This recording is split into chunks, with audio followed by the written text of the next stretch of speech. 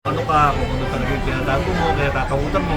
Kumbaga, kailangan i-accept ka kung who you are. Diba? Parang yung preparation, diready ko yung sarili ko na kailangan mag-frontal. And para sa akin, okay lang kasi hindi naman yung kapagita ko yung totoo mo akin, di ba? So, Kaya yun. Ano daw yun? Ano daw yung direct? di ba pala yung akin, di ba? Kaya may ginawang live tapos in-enhance. Yes, may sinunod ako. May sinunod akong, yun nga. Sinunod ko siya, tapos okay naman. May na... Pero yung sa overall, yung preparation mo na makuha mo yung parang nuances na isang trans man. Parang even yung like special, yung presidente ng Transman si Neil, nakausap namin. Nakausap namin siya, ilang beses kami nagkausap, tapos nagpunta sa shooting, tapos taping namin ni Laria, pumunta siya, tapos nakausap ko. Iba yung makakausap mo yung totoong trans man talaga.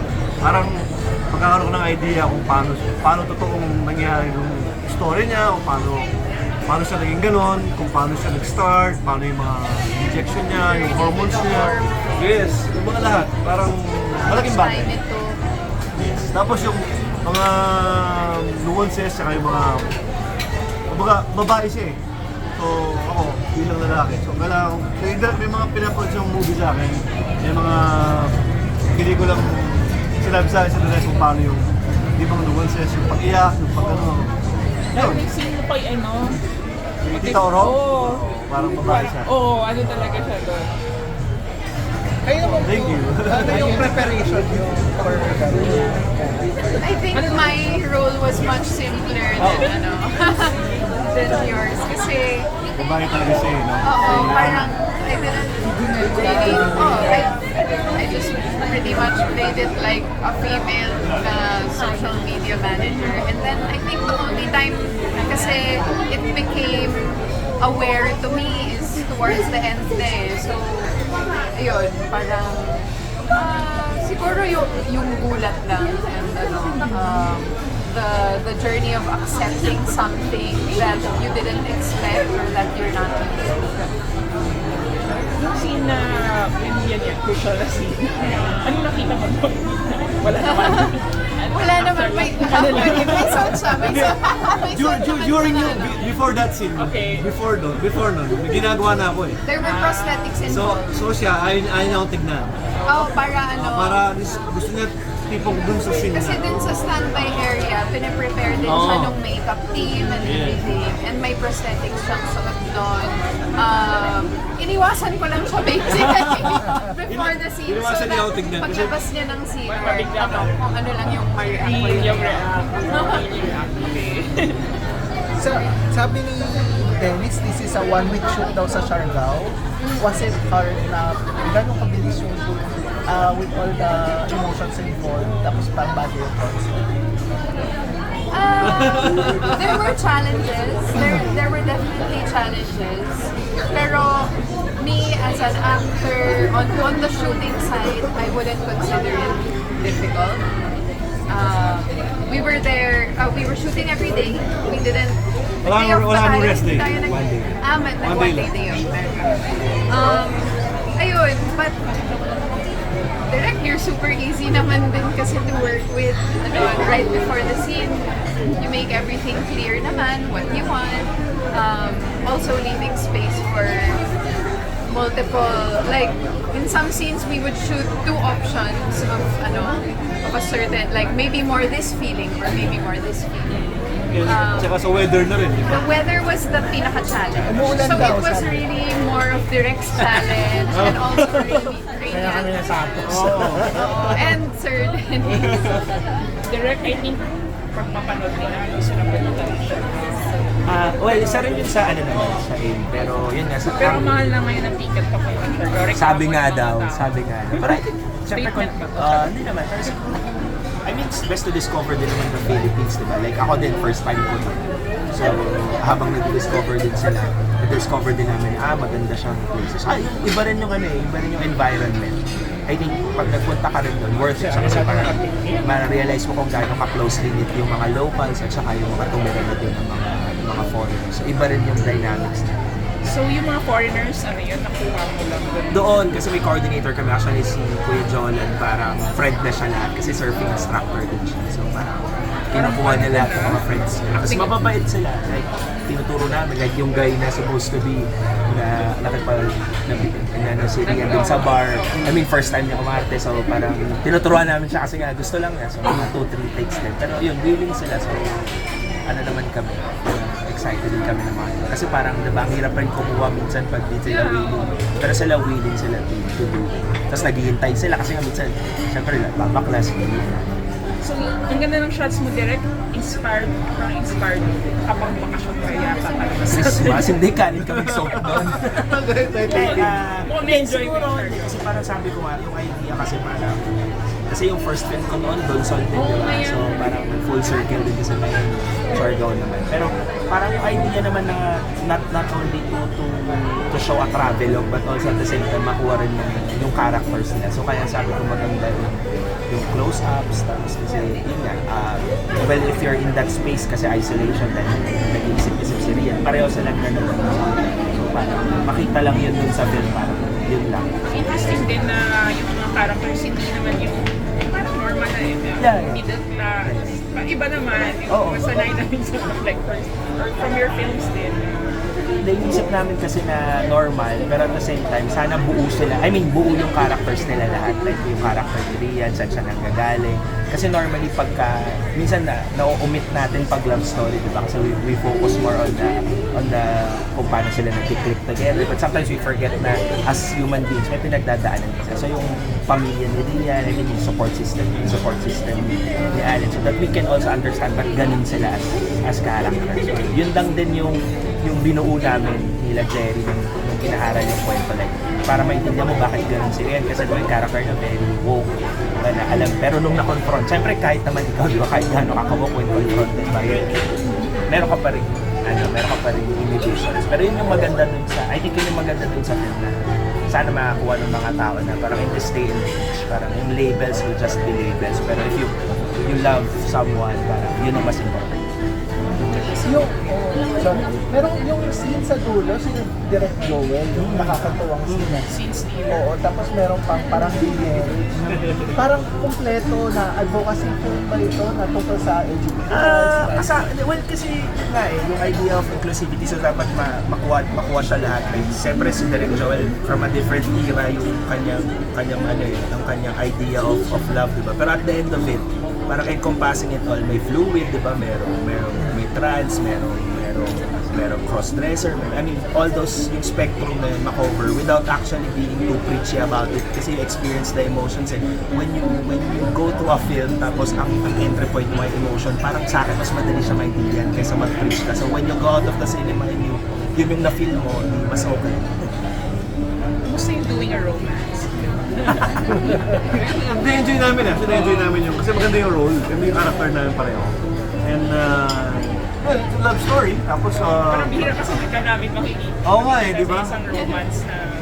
First time kong parang gumawa ng ganito eh, no? Parang karamihan, parang more, oo, di ba? Parang, Action star. oo, tsaka, about poverty, tapos about kahirapan ng buhay, di ba? So, diba?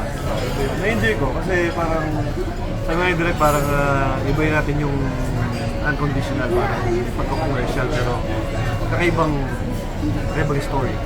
Sabi mo kanina sa sinihan after, this is your favorite role now. Yeah, siguro parang kasi nakita ko rin yung itsura ko dun sa kung paano yung itsura ko dun sa film. Kasi di ba parang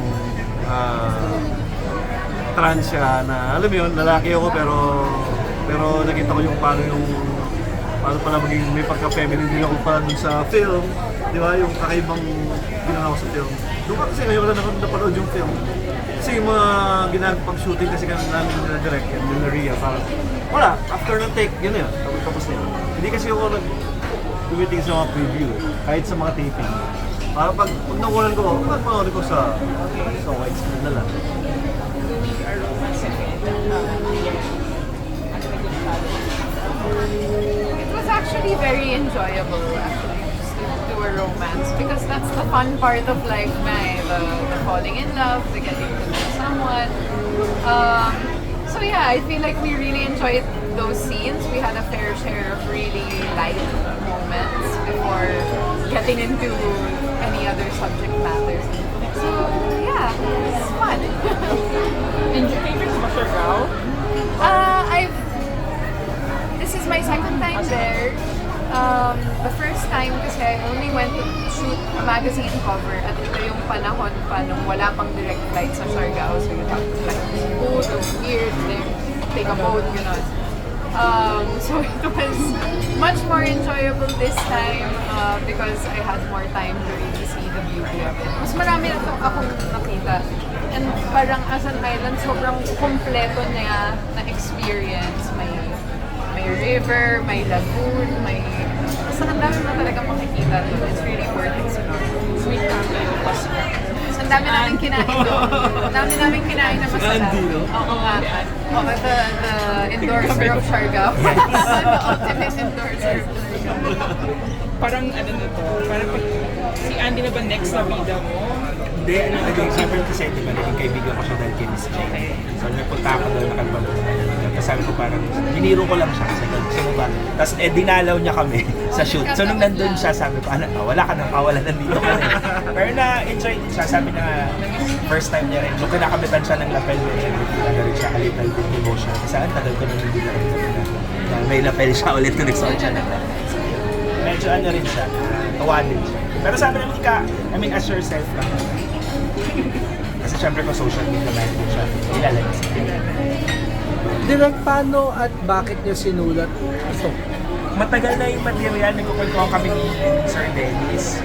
Kasi ang sabi namin sa kanya, yun yung kasi sabi ko, sige, long time na hindi ko pa nakatrabaho si Annie. Sabi ko parang, ano kayo pwede niya pagtawin?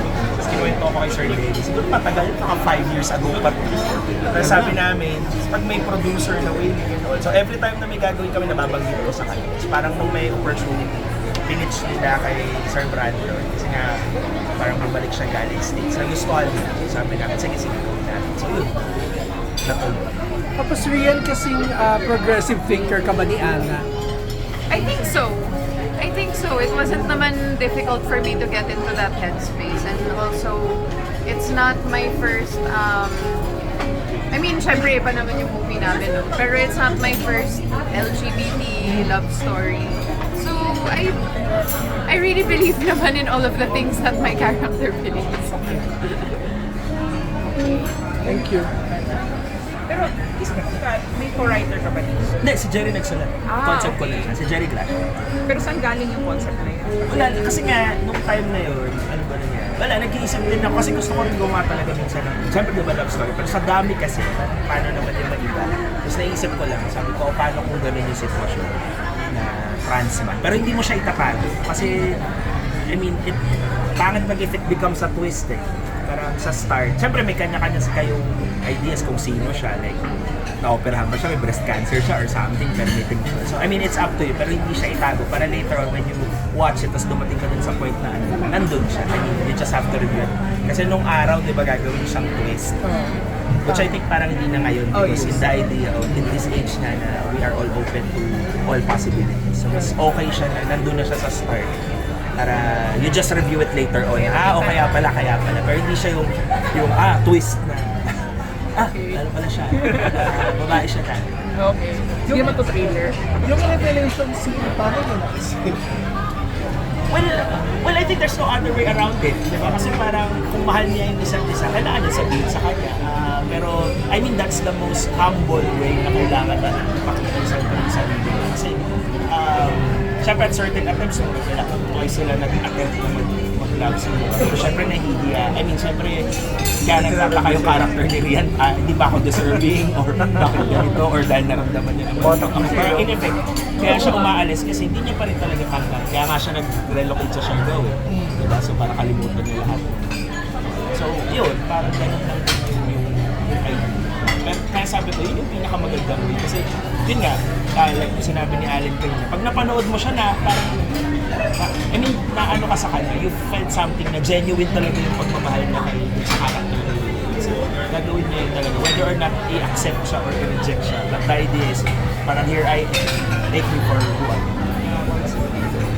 How would you feel if people say you would be encouraging kids to be more, to be fluid or to be, you know, Parang hindi naman na, I think, well, it's, para sa akin, ano siya eh, it's always the person's choice. Well, hindi siya nahahawa, hindi ka na-influensya. Oh. Or I think it's up to the person. Pero kasi for someone who might be undergoing that same dilemma na mapanood yun, at least mag-guide siya, diba? Like how to go about with it. Hindi siya piece of morality. I think Ayan. the idea is you do films because you want people to understand certain circumstances or certain situations. So, kung ganun yung sitwasyon nila at yung character na nandun, kasi mas naniniwala ka dun sa pabayaan mo lang sila. It's a choice. Life is always a choice. Kung ano yung binigay sa atin, di ba, free will, hindi tayo diniktahan na itong tama. Sinasabi lang na ito yung tama or ito mali. Ikaw yun kung long cut or short. Rian, what do you think? About If it will encourage people, I don't think so. In the same way na wala, hindi mo mapipilit ang preference, kung ano yung magiging preference ng tao. So, for many years, di ba, they've tried to dictate that gay people should be straight.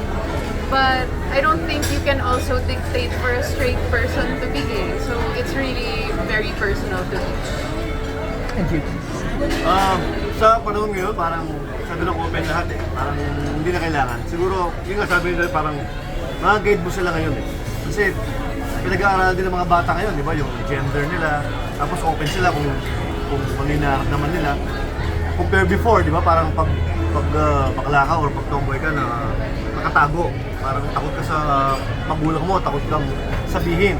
Ngayon parang everything is open. Parang kailangan ng at tanggap ng society. Hindi sila kinakahiya. And parang ito pa nga yung parang nakakatulong pa sila sa lahat. Parang like sa showbiz, di ba? Parang ilang percent yan na alam naman natin kung sino sila, di ba? Na nakakatulong and powerful sa industry. So siguro parang hindi na siya parang open na siya sa lahat. At saka R13 nga ba to? Yes. That's quite a thing, ano? Well, actually, nagulat mo nandun pumunta Nagulat kami ni Sir ako. Dennis nung ni-review kasi nga baka kailangan i-defend or Right. something. Or i-cut. Or i-cut, may i-cut. Pero afterwards, ang point of contention lang ng mga nag-review is yung scene na supposed to be dapat PG. But yung scene na nag-inject siya na hormones. Kasi I think tama naman, it has to be explained Right. to a certain age group, kaya R13 kasi 13 and above, alam na nila yon. Pero kung bata baka pag sabi magtatanong ba't ini-inject, ano yun. So yun lang, pero wala silang like apprehension Na kahit may frontal level. frontal. Kasi hindi naman siya hindi siya Yun na. bastos lumabas. Okay. So wala sila kahit Hindi siya wala. hindi siya bastos. Wala. Good. Kailangan. Siguro di parang R18 kung sila. Very liberal yung mga nanonood. Actually, hindi problema yung frontal, ano? Oo Sabi ko nga. na sa kanya. Sila mismo, ayaw nila yun. Kasi nung napanood ko, sabi ko, R13 nga ba to? R13. Kasi R13. I think it's the same banana pag R13 may pinapatay, may sumasabog Yeah. mas worse yun. Kasi minsan walang context, parang violent lang. Ito naman may Gender reveal lang direct. gender reveal lang, parang baby party. Ayun na kayo. Gender reveal. Oh, yun nga. Salamat. Thank you. Wala eh.